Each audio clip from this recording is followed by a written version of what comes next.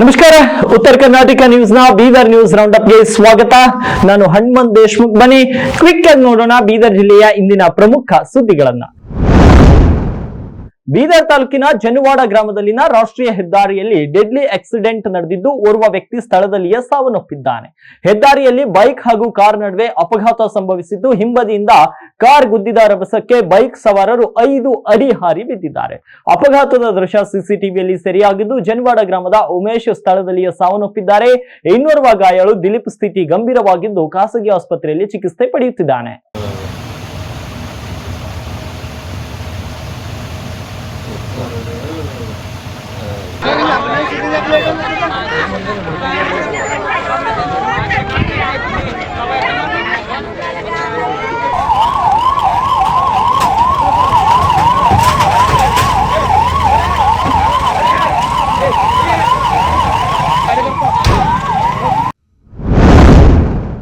ರಂಭಾಪುರಿ ಶ್ರೀಗಳು ದಾವಣಗೆರೆ ನಗರದಲ್ಲಿ ನಡೆದ ಕಾರ್ಯಕ್ರಮದಲ್ಲಿ ವಿಶ್ವಗುರು ಬಸವಣ್ಣನವರ ಬಗ್ಗೆ ಆಡಿದ ಮಾತುಗಳಿಗೆ ಬಹಿರಂಗವಾಗಿ ಕ್ಷಮೆ ಯಾಚಿಸಬೇಕು ಅಂತ ಒತ್ತಾಯಿಸಿ ರಾಷ್ಟ್ರೀಯ ಬಸವದಳ ಹಾಗೂ ಬಸವಪರ ಸಂಘಟನೆಗಳ ವತಿಯಿಂದ ಬೀದರ್ ನಗರದಲ್ಲಿ ಬೃಹತ್ ಪ್ರತಿಭಟನೆಯನ್ನು ಹಮ್ಮಿಕೊಳ್ಳಲಾಯಿತು.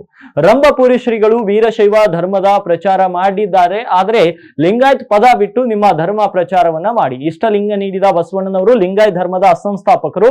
ಗುರು ಬಸವಣ್ಣನವರು ಅವರ ಬಗ್ಗೆ ಹಗುರವಾಗಿ ಮಾತನಾಡುವುದು ಸೂಕ್ತವಲ್ಲ.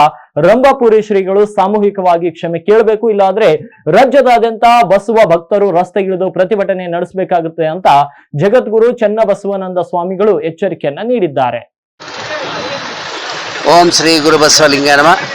ಇವತ್ತು ನಾವು ಈ ಪ್ರತಿಭಟನೆ ಮಾಡ್ತಾ ಇರುವಂತಹ ಉದ್ದೇಶ ಏನಂದ್ರೆ, ಪಂಚಾಚಾರ್ಯರಲ್ಲಿ ಒಬ್ಬರಾದಂತಹ ರಂಭಾಪುರಿ ಶ್ರೀಗಳು ಮೊನ್ನೆ ದಾವಣಗೆರೆ ಶೃಂಗಸಭೆಯಲ್ಲಿ ಬಸವಣ್ಣನವರು ಲಿಂಗಾಯತ ಧರ್ಮನೇ ಸ್ಥಾಪನೆ ಮಾಡಿಲ್ಲ, ವೀರಶೈವ ಧರ್ಮ ರೇಣುಕಾಚಾರ್ಯರು ಸ್ಥಾಪನೆ ಮಾಡಿದ್ದು.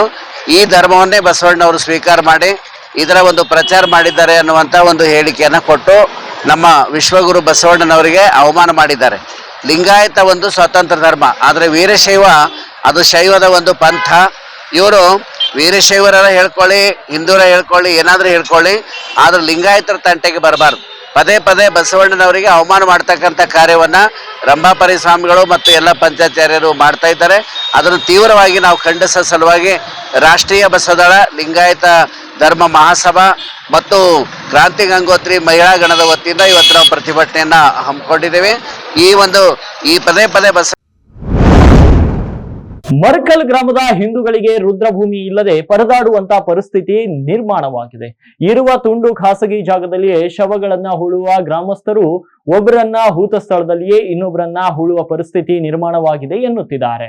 5,000 ಜನಸಂಖ್ಯೆ ಹೊಂದಿರುವಂತ ಮರ್ಕಲ್ ಗ್ರಾಮದಲ್ಲಿ ರುದ್ರಭೂಮಿಗಾಗಿ ಅದೆಷ್ಟೇ ಬಾರಿ ಮನವಿ ಮಾಡಿದ್ರು ಕೂಡ ಪಂಚಾಯತ್ನ ಅಧಿಕಾರಿಗಳು ಹಾಗೂ ಸಂಬಂಧಪಟ್ಟ ಅಧಿಕಾರಿಗಳು ಕ್ಯಾರೆ ಎನ್ನುತ್ತಿಲ್ಲವೆಂದು ಗ್ರಾಮಸ್ಥರು ಆರೋಪವನ್ನ ಮಾಡಿದ್ದಾರೆ. ಮರ್ಕಲ್ ಗ್ರಾಮದಾಗ ಭಾಳ ದಿನದ ಸಮಸ್ಯೆ ಅದ. ಇಲ್ಲಿ ಹೆಂಗಂದ್ರೆ ನೀವು ನೋಡ್ಬೋದು, ಈಗ ನಮ್ಮ ಮರ್ಕಲ್ ಒಂದು ಸ್ಮಶಾನ ಭೂಮಿ ಅದ. ಇಲ್ಲಿ ಶವ ಸಂಸ್ಕಾರ ಮಾಡೋಕೆ ಇಲ್ಲಿ ಜಾಗನೇ ಇಲ್ಲ. ನಾವು ಏನು ಮಾಡ್ತೀವಿ, ನಮ್ಮ ಮರ್ಕಲ್ ಗ್ರಾಮದಾಗ ಯಾರ ಸರಿ ಹೋದ್ರೆ ಇಲ್ಲಿ ತಂದು ನಾವು ಹುಡ್ತೇವೆ. ಅವ್ರಿಗೆ ಹುಡ್ದ ನಂತರ ಮತ್ತೆ ಹೋಗ್ತೀವಿ. ಮತ್ತು ಬೇರೆ ಸಮುದಾಯದವರು ತೀರ್ಕೊಂಡ್ರಂದ್ರೆ ಇಲ್ಲಿ ಬಂದು ಮತ್ತೆ ಈ ಸಮಾಧಿಯನ್ನು ತೆಗೆದು ಮತ್ತು ಅವ್ರಿಗೇನು ಹೆಣ ಹೂಳಿ ಮತ್ತು ನಾವು ಹೋಗೋಂಥ ಪರಿಸ್ಥಿತಿ ಬಂದದ. ಇಲ್ಲಿ ಜಾಗನೇ ಇಲ್ಲ ಟೋಟಲಿ. ಇಲ್ಲಿ ಸುಮಾರು ವರ್ಷಗಳಿಂದ ಮರ್ಕಲ್ದವ್ರು ನಾವೆಲ್ಲರೂ ಕಿರಿಕಿರಿ ಜಗಳ ಮಾಡಿ ಹೋರಾಟ ಮಾಡಿ ಪಂಚಾಯತ್ಗೆ ಹೋಗ್ತೀವಿ. ನಾವು ಪಂಚಾಯತ್ಲಿಂದ ಒಂದು ಲೆಟರ್ ಕೊಟ್ಟಿದ್ದೀವಿ. ಪಂಚಾಯತ್ದವರು ಅದು ನೋಡಿ ಮುಂದೆ ಇದಕ್ಕೆ ಏನದ ಜಾಗ ಎಲ್ಲರ ನೀವು ಮಾಡಿಕೊಡ್ತೀವಿ ಅಂತ ಹೇಳ್ಯಾರ. ಬಟ್ ಇನ್ನೀಗಂಟ ಏನೂ ಮಾಡಿಲ್ಲ. ಅದು ಬರೀ 4 ಕಿಲೋಮೀಟರ್ ಅದು ನಮ್ಮ ಬೀದರ್ ಜಿಲ್ಲೆ 4 ಕಿಲೋಮೀಟರ್ ಅದ. ನಮ್ಮ ಇದನ್ನ ಕೂಡಲೇ MLA ಅವರು ಹಾಗೂ ಮಿನಿಸ್ಟರ್ ಅವರು ಇಲ್ಲಿ ಬಂದು ಇದ್ದೀಗ ಜಾಗ. ಮೊನ್ನೆ ಬೀದರ್ ಜಿಲ್ಲಾ ಪಂಚಾಯತ್ ನಲ್ಲಿ ನಡೆದಂತ ಕೆಡಿಪಿ ಸಭೆಯಲ್ಲಿ ಶಾಸಕ ಶರಣು ಸಲ್ಗಾರ್ ಹಾಗೂ ವಿಧಾನ ಪರಿಷತ್ ಸದಸ್ಯ MG ಮೂಳೆ ನಡುವೆ ನಡೆದ ಮಾತಿನ ಚಕಮಕಿಯ ಕುರಿತು ವಿಧಾನ ಪರಿಷತ್ ಸದಸ್ಯ MG ಮೂಳೆ ಅವರು ಉತ್ತರ ಕರ್ನಾಟಕ ಸುದ್ದಿವಾಹಿನಿಗೆ ತಮ್ಮ ಪ್ರತಿಕ್ರಿಯೆಯನ್ನ ನೀಡಿದ್ದಾರೆ. ಶಾಸಕ ಶರಣು ಸಲ್ಗಾರ್ ಹಾಗೂ ನನ್ನ ನಡುವೆ ಯಾವುದೇ ಭಿನ್ನಾಭಿಪ್ರಾಯವಿಲ್ಲ. ನಾವಿಬ್ರು ಒಂದೇ ಪಕ್ಷದವರು ಹಾಗೂ ಒಳ್ಳೆಯ ಸ್ನೇಹಿತರು. ಸಭೆಯಲ್ಲಿ ನಾನು ನಿರ್ಮಿತಿ ಕೇಂದ್ರದ ಯೋಜನೆಯಡಿಯಲ್ಲಿ ತುರ್ತು ಕಾಮಗಾರಿಗಳು ಮಾತ್ರ ಮಾಡಬಹುದು ಹಾಗೂ ಕಡಿಮೆ ಬಜೆಟ್ನ ಕಾಮಗಾರಿಗಳು ಮಾಡಬಹುದು ಮತ್ತು ದೊಡ್ಡ ಬಜೆಟ್ನ ಕಾಮಗಾರಿಗಳು ಮಾಡಲು ಸಾಧ್ಯವಿಲ್ಲ ಅಂತ ಹೇಳಲು ಯತ್ನಿಸಿದ್ದೆ. ಆದರೆ ಅದನ್ನ ಶಾಸಕರು ತಪ್ಪಾಗಿ ಅರ್ಥೈಸಿಕೊಂಡಿದ್ದಾರೆ. ನಾನು ಕಳಪೆ ಮಟ್ಟದ ಕಾಮಗಾರಿ ನಡೆದಿವೆ ಅಂತ ಹೇಳಿಲ್ಲ. ನಾನು ಹೇಳಿದ್ದು ದೊಡ್ಡ ಕಾಮಗಾರಿ ನಿರ್ಮಿತಿ ಕೇಂದ್ರದ ಯೋಜನೆಯಡಿಯಲ್ಲಿ ಮಾಡಲು ಬರುವುದಿಲ್ಲ ಎಂದಷ್ಟೇ ಹೇಳಿದ್ದೆ ಅಂತ ಮಾಧ್ಯಮಗಳಿಗೆ ಸ್ಪಷ್ಟನೆಯನ್ನ ನೀಡಿದ್ದಾರೆ. ತಾವು ನಿರ್ಮಿತಿ ಕೇಂದ್ರದ ಬಗ್ಗೆ ಮಾತಾಡ್ತಿರುವಾಗ ಶಾಸಕರು ಮಧ್ಯೆ ಒಂದು ತಮ್ಮ ಜೊತೆ ಮಾತಾಡಿದ್ರು. ಅಂದರೆ ಒಂಥರ ತಾವು ಇಬ್ಬರು ಜಗಳ ಆಡಿದಂಗೆ ಕಾಣಿಸ್ತಾ ಇತ್ತು ಸರ್. ಅದ್ರ ಬಗ್ಗೆ ಏನು ಹೇಳ್ತೀರಿ ಸರ್? ಫಸ್ಟ್ ಥಿಂಗ್ ಶಾಸಕರು ನಾವು ಜಗಳ ಮಾಡಿಲ್ಲ, ಮತ್ತು ಶಾಸಕರು ನಾವು ಭಾಳ ಒಂದೇ ಪಕ್ಷದಾಗಿದ್ದೀವೋ, ಭಾಳ ದೋಸ್ತರು ಇದ್ದೀವಿ ನಾವು. ನಾನು ನಿರ್ಮಿತಿ ಕೇಂದ್ರ ಬಗ್ಗೆ ಒಂದು ಪಾಲಿಸಿ ಮ್ಯಾಟ್ರ್ ಮಾತಾಡ್ತಾ ಇದ್ದ. ನಿರ್ಮಿತಿ ಕೇಂದ್ರ ಬಗ್ಗೆ ಹ್ಯಾಂಡ್ಸ್ ಇಲ್ಲ, ಟೆಕ್ನಿಕಲ್ ನಾಲೇಜ್ ಇಲ್ಲ, ಚೆಕಿಂಗ್ ಇಲ್ಲ, ಕ್ವಾಲಿಟಿ ನೋಡ್ಲಿಕ್ಕೆ ಬರಲ್ಲ. ಸೊ ಅದಾಗ ದೊಡ್ಡ ಕೆಲಸ ಕೊಡ್ಲಿಕ್ಕೆ ಬರಲ್ಲ. ಅದು ಒಂದು ಟೆಂಡರ್ ಬೈಪಾಸ್ ಮಾಡಿ, ಅದು ಅರ್ಜೆಂಟ್ ಏನಿದೆ ಸಣ್ಣ ಪುಟ್ಟ ಕೆಲಸ ಇದ್ದು ಅದು ಮಾಡ್ಲಿಕ್ಕೆ ಇದೆ. ಅದು ಫಾರ್ ಎಕ್ಸಾಂಪಲ್ ಈಗ CM ಪ್ರೋಗ್ರಾಮ್ ಇದೆ, ಎಲ್ಲಿ ರೋಡ್ ಖರಾಬ್ ಇದೆ, ಅದು ರೋಡ್ ಮಾಡ್ಲಕ್ಕ, ಟೆಂಟ್ ಹೊಡಿಲಕ್ಕ, ಸ್ಟೇಜ್ ಮಾಡ್ಲಕ್ಕ. ನಕಲಿ ದಾಖಲೆ ಸೃಷ್ಟಿಸಿ ಬಸವ ಕಲ್ಯಾಣ ಪಟ್ಟಣದ ಆಟೋ ನಗರದ ಸರ್ವೆ ನಂಬರ್ 115/2ರಲ್ಲಿ ಉದ್ಯಾನವನ ಒತ್ತುವರಿ ಮಾಡಿ ಉದ್ಯಾನವನದ ಜಾಗದಲ್ಲಿ ಕಟ್ಟಡ ನಿರ್ಮಿಸಿದಂತಹ ಕಟ್ಟಡಗಳಿಗೆ ನಗರಸಭೆ ಅಧಿಕಾರಿಗಳು ಇಂದು ನೆಲಸಮಗೊಳಿಸಿದ್ದಾರೆ. ಶಾಸಕ ಶರಣು ಸಲ್ಗಾರ್ ಸಮ್ಮುಖದಲ್ಲಿ ಕಾರ್ಯಾಚರಣೆಯನ್ನ ನಡೆಸಿ ಕೋಟ್ಯಾಂತರ ರೂಪಾಯಿ ಮೌಲ್ಯದ ಜಾಗವನ್ನ ವಶಪಡಿಸಿಕೊಳ್ಳುವಲ್ಲಿ ನಗರಸಭೆ ಅಧಿಕಾರಿಗಳು ಯಶಸ್ವಿಯಾಗಿದ್ದಾರೆ. ಸರ್ಕಾರಿ ಜಾಗ ಒತ್ತುವರಿ ಆರೋಪದ ಮೇಲೆ ಅಬ್ದುಲ್ ಚೌಧರಿ ಸೇರಿ 3 ಜನರ ವಿರುದ್ಧ ಬಸವ ಕಲ್ಯಾಣ ನಗರ ಪೊಲೀಸ್ ಠಾಣೆಯಲ್ಲಿ ಪ್ರಕರಣ ದಾಖಲಾಗಿದೆ.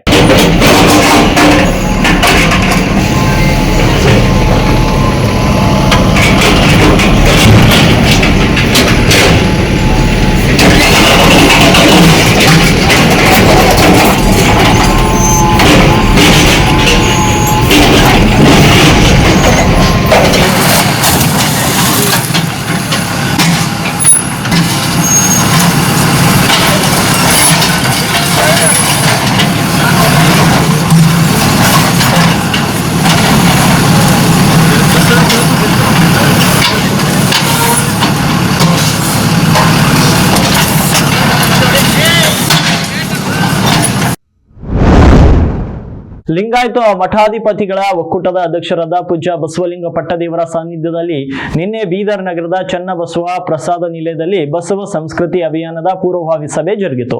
ಸಭೆಯಲ್ಲಿ ಅಪ್ಪಟ ಬಸವ ತತ್ವ ನಿಷ್ಠರಾದ ಜಾಗತಿಕ ಲಿಂಗಾಯತ ಮಹಾಸಭಾ ಬೀದರ್ ಜಿಲ್ಲಾಧ್ಯಕ್ಷ ಶರಣ ಬಸವರಾಜ ಧನ್ನೂರ್ ಅವರನ್ನ ಸರ್ವಾನುಮತದಿಂದ ಬಸವ ಸಂಸ್ಕೃತಿ ಅಭಿಯಾನದ ಸಮಿತಿಯ ಅಧ್ಯಕ್ಷರಾಗಿ ನೇಮಕ ಮಾಡಲಾಯಿತು.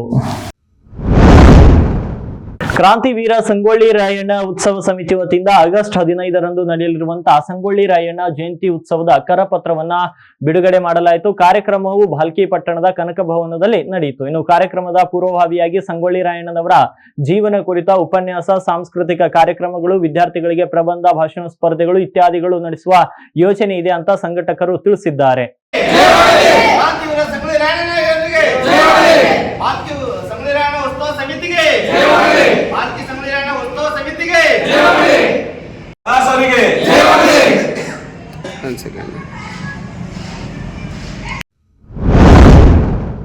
ಮೈಸೂರು ಜಿಲ್ಲಾ ಹುಣಸೂರು ತಾಲೂಕು ವೀರನ ಹೊಸಹಳ್ಳಿಯಲ್ಲಿಂದು ದಸರಾ ಮಹೋತ್ಸವದಲ್ಲಿ ಪಾಲ್ಗೊಳ್ಳುವ 14 ಆನೆಗಳ ಪೈಕಿ 9 ಆನೆಗಳ ಮೊದಲ ತಂಡಕ್ಕೆ ಸಾಂಪ್ರದಾಯಿಕವಾಗಿ ಪೂಜೆ ಸಲ್ಲಿಸಿ ಕಬ್ಬು, ಅಕ್ಕಿ, ಬೆಲ್ಲವನ್ನ ತಿನ್ನಿಸಿ ಅರಣ್ಯ, ಜೀವಿಶಾಸ್ತ್ರ ಮತ್ತು ಪರಿಸರ ಸಚಿವ ಈಶ್ವರ್ ಖಂಡ್ರೆ ಅವರು ಗಜ ಪಯಣಕ್ಕೆ ಚಾಲನೆಯನ್ನ ನೀಡಿದ್ದಾರೆ. ಬಳಿಕ ಮಾತನಾಡಿದ ಸಚಿವ ಖಂಡ್ರೆ, ನವರಾತ್ರಿ ಹಾಗೂ ದಸರಾ ಮಹೋತ್ಸವ ಕೆಡುಕಿನ ಮೇಲೆ ಒಳಿತಿನ ವಿಜಯದ ವಿಜಯೋತ್ಸವವಾಗಿದ್ದು ನಾವು ಎಲ್ಲ ದುಶ್ಚಟ ದುರ್ಗುಣಗಳ ವಿರುದ್ಧ ವಿಜಯೋತ್ಸವ ಆಚರಿಸೋಣ. ನಾಡದೇವಿ ಚಾಮುಂಡೇಶ್ವರಿ ಎಲ್ಲರಿಗೂ ಶುಭ ತರಲಿ ಎಂದರು.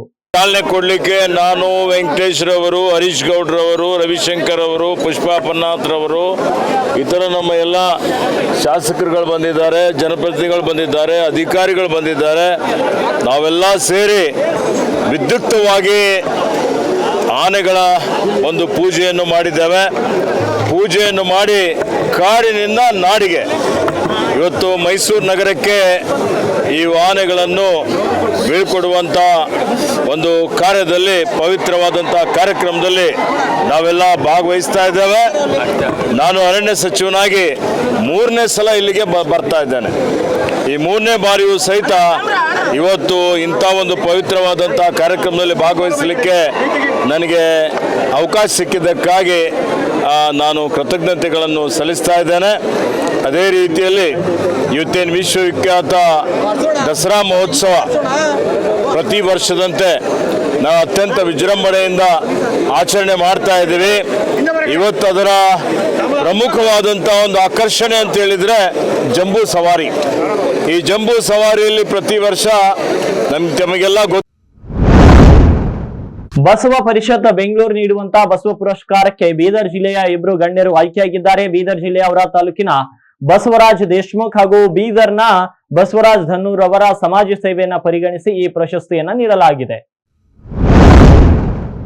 ಸೆಪ್ಟೆಂಬರ್ 22ರಿಂದ ಅಕ್ಟೋಬರ್ 2ರವರೆಗೆ ಬಸವ ಕಲ್ಯಾಣ ನಗರದಲ್ಲಿ ಜರುಗಲಿರುವಂತಹ ಶ್ರೀಮದ್ ರಂಭಾಪುರಿ ಜಗದ್ಗುರುಗಳ ದಸರಾ ದರ್ಬಾರ್ ಕಾರ್ಯಕ್ರಮದ ನಿಮಿತ್ತ ಬಸವ ಕಲ್ಯಾಣದ ಶಾಸಕ ಶರಣು ಸಲ್ಗರ್ ಅವರು ಮಾಜಿ ಸಚಿವ ರಾಜಶೇಖರ್ ಪಾಟೀಲ್ ಅವರ ಗೃಹ ಕಚೇರಿಗೆ ಭೇಟಿ ನೀಡಿ ಕಾರ್ಯಕ್ರಮಕ್ಕೆ ಆಹ್ವಾನವನ್ನ ನೀಡಿದ್ದಾರೆ. ಈ ವೇಳೆ ಕಾರ್ಯಕ್ರಮವು ಯಶಸ್ವಿಯಾಗಿ ಜರುಗಲಿ ಅಂತ ಆಶಿಸಿ ರಾಜಶೇಖರ್ ಪಾಟೀಲ್ ಅವರು ದಿಗವಂತ ಬಸವರಾಜ್ ಪಾಟೀಲ್ ಚಾರಿಟೇಬಲ್ ಟ್ರಸ್ಟ್ ನ ವತಿಯಿಂದ 5 ಲಕ್ಷ ರೂಪಾಯಿಗಳ ಹಣವನ್ನ ದಸರಾ ದರ್ಬಾರ್ ಕಾರ್ಯಕ್ರಮಕ್ಕಾಗಿ ನೀಡಿದ್ದಾರೆ. ಇವಾಗಿದ್ವು ಬೀದರ್ ಜಿಲ್ಲೆಯ ಇಂದಿನ ಪ್ರಮುಖ ಸುದ್ದಿಗಳು. ಮತ್ತೆ ನಾಳೆ ಭೇಟಿಯಾಗೋಣ ಬೀದರ್ ನ್ಯೂಸ್ ರೌಂಡ್ ಅಪ್ ನಲ್ಲಿ.